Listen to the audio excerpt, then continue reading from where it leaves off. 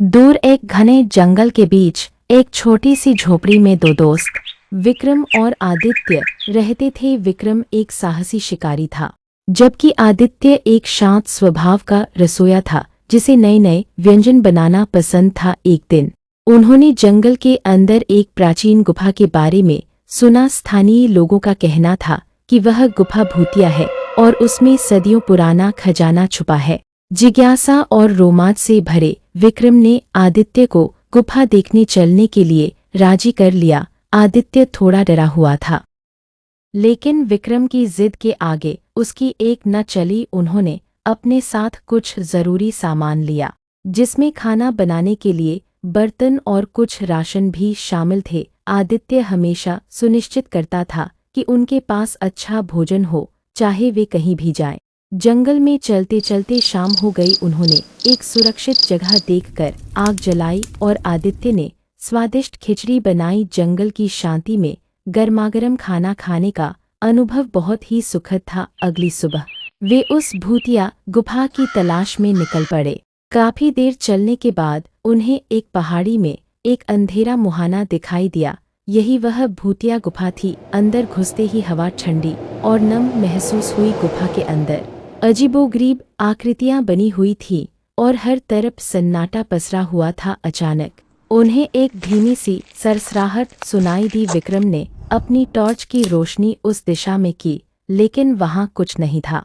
अंदर और गहराई तक जाने पर उन्हें एक बड़ा सा कक्ष मिला। कक्ष के बीच में एक पुराना संदूक रखा हुआ था। विक्रम उत्साहित हो गया और संदूक की तरफ बढ़ने लगा। तभी एक ठंडी हवा का झोंका आया और उन्हें ऐसा लगा जैसे कोई उनके पास से गुजरा हो। आदित्य डर के मारे विक्रम के पीछे छिप गया। अचानक संदूक अपने आप खुलने लगा। दोनों दोस्त डर से कांपने लगे।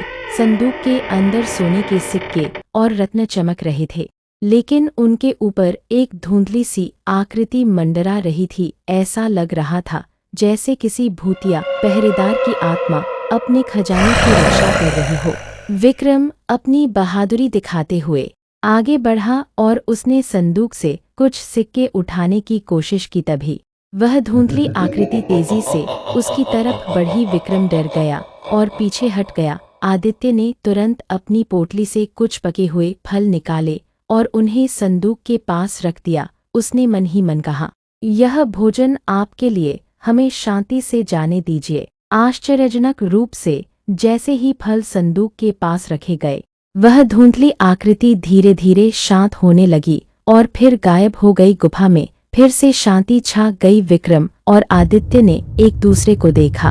उनकी आंखों में हैरानी और राहत के भाव थे। उन्होंने संदूक से थोड़ा सा खजाना लिया, सिर्फ उतना जितना उन्हें जरूरत थी। आदित्य ने कहा, हमें इस आत्मा का सम्मान करना चाहिए और लालच नहीं करना चाहिए। विक्रम ने उसकी बात मानी।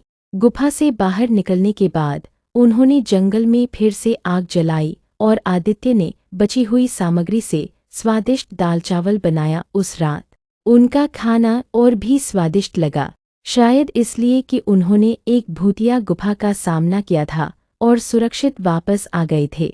विक्रम और आदित्य गांव वापस लौट आए और उन्होंने उस खजाने का इस्तेमाल अपने और दूसरों की मदद करने के लिए किया। उन्होंने कभी उस भूतिया गुफा की कहानी नहीं भूली और हमेशा याद रखा कि डर का सामना बहादुरी से किया जा सकता है। यह कहानी आपको कैसी लगी? क्या आप कोई और कहानी सुनना चाहेंगे तो मेरे चैनल को सब्सक्राइब कर लो और मेरे साथ जुड़ जाओ और आप भी पैसा कमाओ। यदि आप भी YouTube से पैसे कमाना चाहते हैं बिना एक पैसा खर्च किए, तो कमेंट में आपको WhatsApp चैनल का लिंक मिल जाएगा। आ जाओ।